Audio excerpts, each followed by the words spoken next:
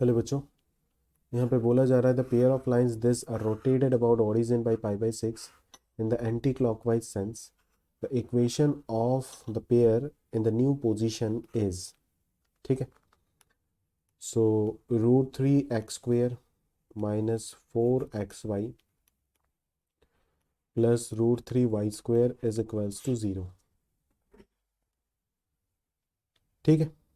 सो अगर अपन यहाँ से कंसीडर करें तो x² से मान लो डिवाइड कर दिए।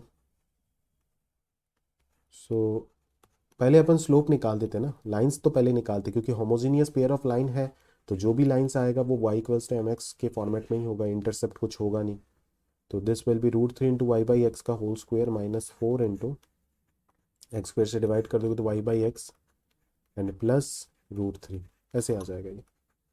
सो y बाई एक्स को अगर अपन m मान लेते हैं तो ये कुछ ऐसे बन जाएगा, ठीक है। सो यहाँ से स्लोप निकाल लो, minus b plus minus √b² minus 4 into AC divided by 2a।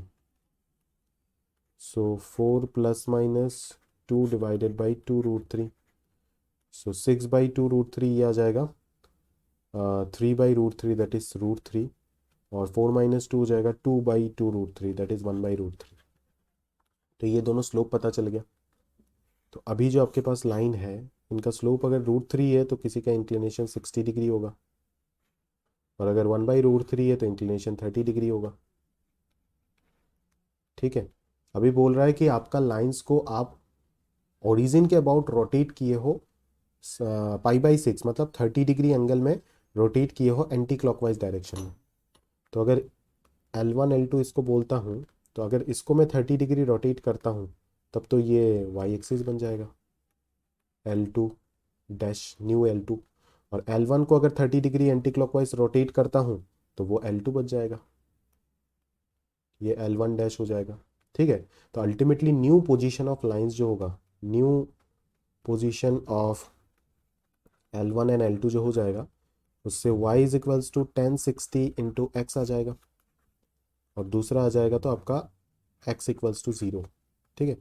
तो जस्ट y=√3x है ना, और x=0, ये दोनों लाइन है। अभी इन दोनों को मिला करके कंबाइंड इक्वेशन ऑफ लाइन कैसे लिखेंगे, L1 L2 0।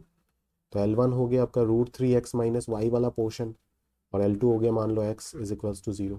तो यहाँ से कितना आ रहा है, √3x² minus xy is equals to 0 आ रहा है, जो कि आपको क्लियरली ए ऑप्शन में दिख रहा है, ठीक है। So your correct option will be option number A. की कंसेप्ट यहाँ पे directly homogeneous pair of lines निकालने का कंसेप्ट था कि जनरल जो होमोजीनियस पेयर ऑफ लाइंस है लाइंस कैसे निकालते हैं, और वो लाइंस अगर पता चल गया फिर तो आप इंक्लिनेशन देख लोगे और एंगल रोटेट करके कौन सा लाइन बनेगा वो तो आप जज कर लोगे, वो तो स्ट्रेट लाइन का ही लॉजिक है, ठीक है। सो उम्मीद करेंगे पूरा पूरा कंसेप्ट आपको बहुत अच्छे समझ में आया होगा। Thank you.